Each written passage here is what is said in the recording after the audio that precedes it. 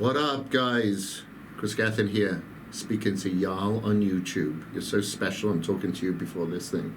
So this episode, I'm doing a couple of episodes here today because I got to fly to the UK next week for Body Power, and that is on Wednesday, and I'm shooting on Tuesday and Wednesday with Bodybuilding.com. Ashley Horner's coming here, Jake Dalton, Cage Muscle Athletes, and on top of that, myself and Sunshine here are moving house. So it's nuts, and I have to pack like now for next week. So we're filming and recording a couple of podcasts here. Hopefully I've got the mobile kit and I'll be able to bump into some people that you'd probably be more interested in listening in on than myself, so I can interview them when I'm on the road, but no promises. I don't want to get you dropped on your ass.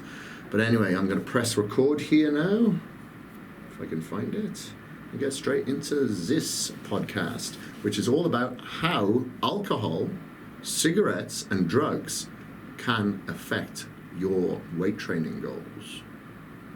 Should I say weight training? Health goals, performance, muscle gain? Health and fitness. Health and fitness goals, yeah. How can negatively impact? Yeah, I'll figure it out. You got it. What's up, guys? Kris Gethin here, and this is the Knowledge and Mileage podcast. Don't really know what the title of this one is going to be. I know what I want to talk about, but how am I going to title it? How will I get the most traction? But it's all about how cigarettes, alcohol, and drugs can negatively impact your health and fitness goals, your weight training ability, your performance goals, etc., etc. So I'll have to figure out how to title that one later. But guys, I'm talking to you on several platforms here: iTunes, Spotify, Google Play. What else is there? Stitcher, and other millennial channels that this old dog doesn't really know about. YouTube. We're on YouTube. I know that one. I've seen me on that. So I know that exists. Anything else? Spotify, I said that. Don't have a Spotify account, I don't think. Maybe I do. I don't know. iTunes is far advanced in me. I do like it, but I do like the old vinyl. But I don't think this podcast goes out on vinyl. Does it? It should. We should be the first to put each episode on vinyl. Maybe I'd even listen to that. You never know. Anyway, so back to the subject in hand. So let me start with smoking. The reason why I'm covering this one, again, maybe you're somebody who doesn't drink, who doesn't smoke, doesn't take drugs, but I get so many questions from people mostly in regards to smoking and alcohol. Maybe I attract that following based on the way that I look. People think that I'm a party animal. People do think that. They see this guy, sometimes a different colored hair, goes through a midlife crisis on a weekly basis, has a mohawk, covered in tattoos, and they think that I party. I tell you what, I'm such a fuddy-duddy.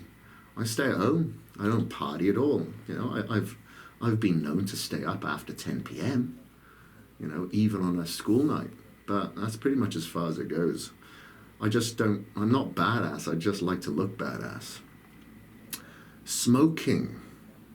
Smoking causes a shortness of breath to begin with. So it decreases the lung capacity and lowers the ability to feed oxygen to the muscles. So our muscles are feeding on nutrient-rich blood and oxygen-rich blood. Now, if we are removing or lowering a lot of that oxygen that is feeding that muscle, obviously that muscle's not going to be fed. So you are going to experience more fatigue quicker than you would if you weren't a smoker. Okay, you're asphyxiating wow, I've stopped short. Cut. Let's start again. You are asphyxiating the capacity of oxygen to be fed to those muscles. Okay, you're strangling it. So by smoking is definitely not going to help you with your bodybuilding goals. I remember when I did my first show in Pontypridd in Wales back in 1999. I was so nervous competing in a show. You know, I'd never done anything like this. I'd prepared myself. I'd only started weight training a year and a half before. And I dieted on 0 carbs for 8 weeks. I was going a little bit delirious, and I was still drinking a bit of alcohol during this time. And I remember being out in the parking lot. I had to go on in the afternoon and do my routine. I'd done prejudging in the morning, but it was the routine in the afternoon that was really making me nervous. So I'm in the parking lot drinking some shots of vodka. Well, probably not shots, probably from the bottle. And watching so many other bodybuilders out there smoking. Now, I don't know if that was their nerves, but I'm assuming that was their vice.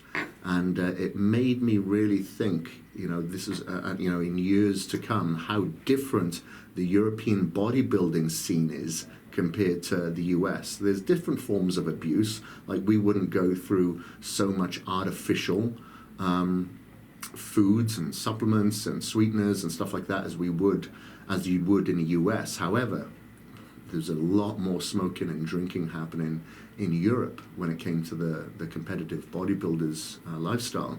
So that always made me think, how is this negatively affecting them? It didn't negatively affect people like Dennis Wolf, possibly, because I know that he was a big smoker, but you look at the other side of the coin, how much better could he have possibly been hadn't he been a smoker? Same with Marcus Rule. I don't know, it must be a German thing as well. So if you are strangling your muscles, you're going to experience more fatigue, and you are going to experience more muscle pain. So your tolerance isn't not going to be high. So you're not going to be able to push yourself through to that extra rep, because it's that extra 1 or possibly 2 reps is what takes you on that tipping point from good to great. So smoking is definitely not going to help that. And the Cleveland Clinic has done studies which has proven that smoking can actually reduce your strength output as well. So if you're really, if you're a low volume bodybuilder, I'm more of a high volume, so maybe I could smoke all the time. But if you're a low volume bodybuilder, or if you're a power lifter or an Olympic athlete, studies have been proven that this will reduce your strength. So you're not going to optimize your potential or your talent or your hard work. All right. So if you decrease your circulation, this is shown as well, this is going to interfere with your recovery. So why do I drink citrulline throughout the day? Why do I have citrulline in my pre-workout, in my intra-workout? Because it causes blood vasodilation. When I'm flying, I will take, depending on how long that flight is, I'll take another 8 or 12 grams of citrulline, because whilst I'm up in the plane, I know my blood circulation comes down to a standstill, my blood can thicken. I know I'm not going to recover as well as I possibly could in flight if I had a better circulation, when I'm up in that pressurized cabin. So I know for a fact that if I improve my circulation, that carries nutrient-rich blood, oxygen-rich blood around my body, through to my localized muscles, allows me to recover better. So this actually decreases your circulation, slowing your recovery. It has also been shown that smoking can interfere with your anti-inflammatory response. Obviously, we need an anti-inflammatory response. We're causing a lot of inflammation and oxidization anyway. We don't need any more free radical damage happening within our body, okay? Now, some people will add weed to their cigarettes or to their tobacco, or just have it straight. As it's becoming legalized in more and more states, there's more and more bodybuilders experimenting with this recreational drug. And now I will say that it can induce cravings. I'm not telling you anything new there. So if you're somebody who's getting ready for a bodybuilding show, preparing for an event, yes, it may calm your nerves. Maybe it can sedate your appetite to a certain degree. However, it can induce cravings. So now all of a sudden, you're reaching for the ice cream, you're driving down to the local supermarket, all over the road probably, aim for the middle one, and buying chocolate, candy, donuts, whatever, to feed those cravings, which has been caused by a chemical response in your brain. And the THC within your Dr. Green Thumb's pouch can reduce your testosterone levels. It can reduce your testosterone levels. Obviously, we need to enhance our testosterone levels whilst we're training, trying to increase our strength, increase body mass, and for anti-aging health purposes. The latter is the main reason why I take my testosterone supplement, which is Ferrodrox, is because I want to maintain my healthy testosterone levels, because it does help with my focus, helps with strength output, endurance, and it's great for anti-aging purposes. Helps with the replenishment of the body if you have a higher testosterone level. Not a higher testosterone, sorry, a healthy testosterone level. But the THC can actually reduce that, and in turn it can increase your estrogen levels. Estrogen we need to keep under control. However, if you don't, it can lead to fat gain, obviously. We do not want that. And if you're a very, very sensitive individual, you could possibly get some man boobs that you'll juggle up and down. Not that I'm thinking about that. I'm not. I swear. However, if you look at the other side of the coin, CBD is something that's being utilized more and more, not just with the general population. Helps, to help reduce their anxiety, help them relax, give them energy. People are using different lotions for eczema, different arthritic conditions. I've heard firsthand from people who have just gone through some miraculous forms of recovery by using CBD in various forms. So dependent on the extraction of that weed that you may be taking in, there are a lot of negatives if you're looking for the psychedelic side of things. However, there can be a lot of positives that you can gain from it if you're looking at the CBD extraction. Obviously, there's other people out there that look at different forms because they want to expand different areas of their mind that they wouldn't have tapped into otherwise. Okay, that's fine. However, do know and understand, if you're looking at this from a purely muscle building, performance, fat loss perspective, it can have some negative implications, okay? You definitely wouldn't want to go and smoke some weed before you get under the squat rack, okay? Going back to CBD, it has been shown as well. There are some people that are performance athletes that have been taking CBD, and they do claim that it does help with their performance. They feel like they are more balanced within themselves, calmer. They are more present, so they're able to regulate their breathing better. They feel more in touch with themselves, so they may be able to align their posture better whilst they're running, etc., etc. So, there isn't enough studies to back up my claims. However, I'm just going by what other people have told me, reviews that I've read in various publications and online, and etc., etc. So, anyway, let's go on to alcohol. So, alcohol seems to be the big one that I get a lot of questions about. What should I drink if I am to drink? I'd say, well, don't drink. Alcohol's not going to be good for your performance aspect. And I'm speaking on first-hand experience here. One of the main reasons why I left Wales back in the 90s was because I was partying all the time. I'd gone from racing motocross for many years, and I loved the adrenaline that I got from that. However, once I retired from that activity, I needed to get that adrenaline from elsewhere. I rely upon an adrenaline fix. Now, it's very easy for people that retire from any sport, especially in extreme sport, to go into drugs, sex, alcohol, and live a white-knuckle ride. And that's definitely the direction that I was going down, because I needed to get that adrenaline fix and, give you a time to sort of escape. When you're on a motocross bike, that's a form of escape. And, drinking and partying and doing silly things was a form of escape where you could feel that you become someone else to a certain degree. However, that someone else definitely wasn't helping my newfound goal, which was bodybuilding. So I noticed, because I was drinking over the weekends, and I thought, well, it's good. Because these are the lengths that I would go through to try to be successful at both. I would be clean during the week. I wouldn't be drinking alcohol. I wouldn't be doing drugs. I wouldn't be doing anything.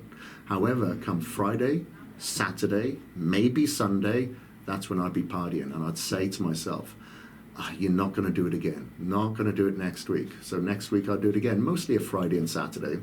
And what I found is that I didn't get any worse with my bodybuilding, and I definitely didn't get any better. I just maintained. I wasn't evolving. Even though I was busting my ass in a gym, even though I was taking all the supplements I needed to take, even though I was resting, recovering during the week, even though I was getting in all my meals, at least 6 of them, when I was going out partying on a weekend, I would even take these, I remember it was made by CNP, which was chemical nutrition, back then owned by Kerry Kays, and prior to that, or after that, it was Dorian Yates approved supplements. Then it went back to CNP, and they had these awesome tasting high protein flapjacks.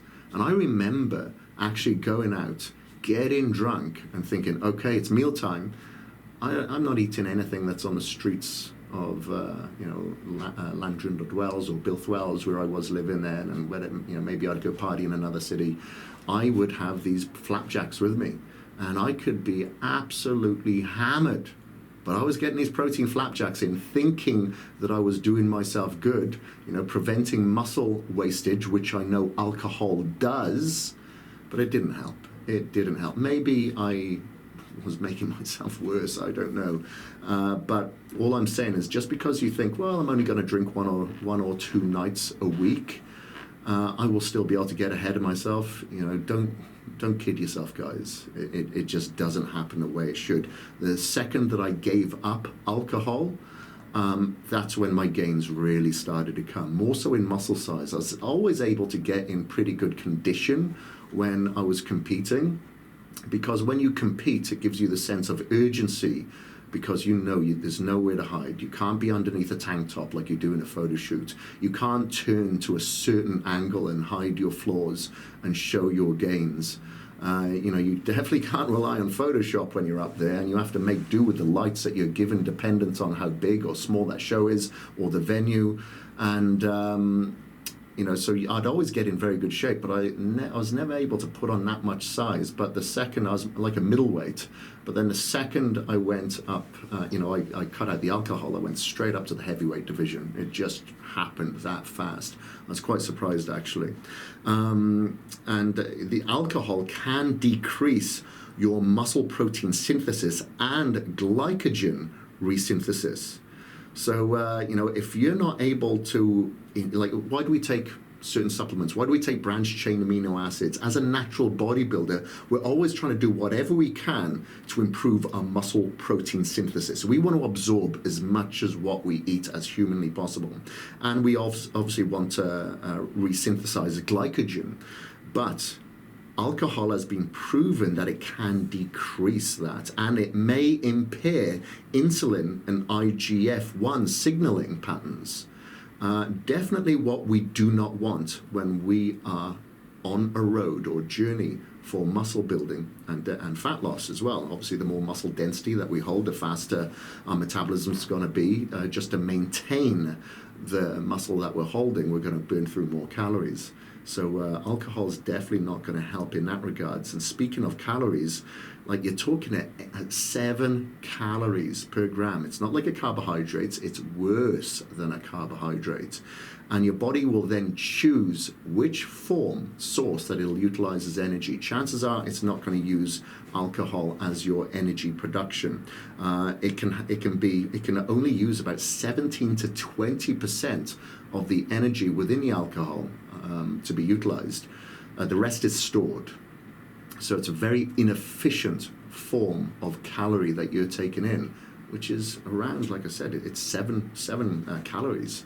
It's definitely not going to help your goals. It can increase your cortisol levels, which can lead to the fat that sits around your waistline. It's specifically, I don't know if that's where the beer belly term came from, but it possibly does. And, you know, if you're somebody that has a sensitivity to gluten, most people do, then obviously you have a lot of yeast in there.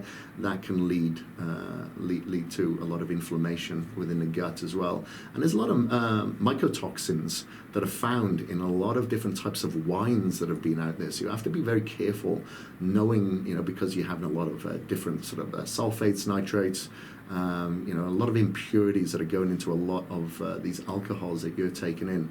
If you're going to ask me which is going to be the better of all alcohols that you take in, it's going to be an Everclear, or it's going to be a vodka, or if it's going to be a gin or something like that. You definitely don't want to be mixing it with like a soda or diet soda. That sugar is just going to add to that. I'd suggest, if you are going to mix it with anything, and I'm definitely not promoting this at all, it would be hydrocharge. Why? Because it hydrates you.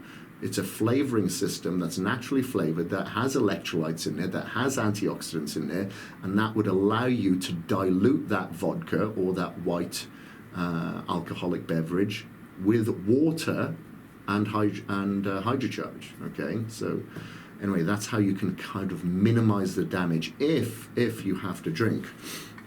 And it has been shown alcohol is, you know, will raise dopamine and lower serotonin levels, which can lead to sleep deprivation. And if you are then sleep deprived, it can lead to more hunger and more cravings. That is a triple-edged sword where alcohol is going to fight back against you as you are following the journey as a bodybuilder. Now, when it comes to other drugs, such as not so much your recreational drugs for sure, and medication. Now, this can affect mostly let's talk about medication, like your microgut biome. This can really have a negative impact on your good bacteria in your gut. Now, we rely on our good bacteria. There's more bacteria within us than DNA. Okay, so we rely upon that to break down the foods, to digest the food, to take in foods that either take in foods that heal us. However, if our gut microbiome is bad, then we could be taking in foods that are harming us. You know, we will not have the barrier response to ward that off. So by taking in, if you're taking antibiotics, if you're taking antihistamine or anything like that, this can have a drastically negative effect on your gut, which then will send more inflammatory responses around the body, send more chemical responses to the brain, and you know, you're just not going to get through life as you should. There's going to be so many negative impacts to your immune system. Like I said, inflammatory responses can lead externally into your muscle, into your connective tissue, into your joints. So many areas that can lead then into a decrease of immunity. So you could possibly, I'm not going to make names or claims of these diseases, but there can be a lot of diseases that can come specifically from that. Okay, so look after your gut microbiome. And I don't think I need to go into recreational drugs. Like, how are recreational drugs going to help you in a form of bodybuilding? Obviously, if you're taking like a speed, again, that's going to help. That's going to screw up your gut microbiome, or any amphetamine, I should say. That's going to decrease the density of your bone. There's a long list there. Let's just say recreational drugs, bad. So, you know, that's covered pretty much everything there. The alcohol, the cigarettes, the drugs, in regards to your performance and your muscle building and your strength and your fat loss goals. So hopefully that will help you be a little bit more aware the next time that you're invited to go to a party. Just take a little funnel of hydrocharge with you and just let them know, yeah, I've got alcohol in here. So you're not being pushed by social circumstance there, and allowing society, because the rest of your friends are drinking and smoking, that you should too. Anyway, guys over at YouTube, thank you very much. Guys on the podcast, on any of the platforms that you're listening to, thank you very much. Please do subscribe to the Knowledge and Mileage podcast. If you like it, please leave me a review. Let me know how I'm doing, and if there's any other subject matters that you would like me to touch upon, please let me know. You can follow me on my socials. Kris Gethin on Instagram, Kris Gethin on Facebook, and Caged Muscle on Twitter. My name's Kris Gethin. This is the Knowledge and Mileage Podcast, and I am out. For a beer. Not really.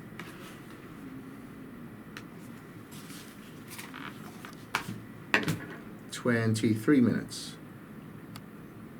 Oh yeah, I forgot about you guys again, sorry. Yeah, so 23 minutes there, so that's a little bit better. I try not to go too long, because I don't want to bore the crap out of you. Even though some people say, hey, you should make your podcast longer.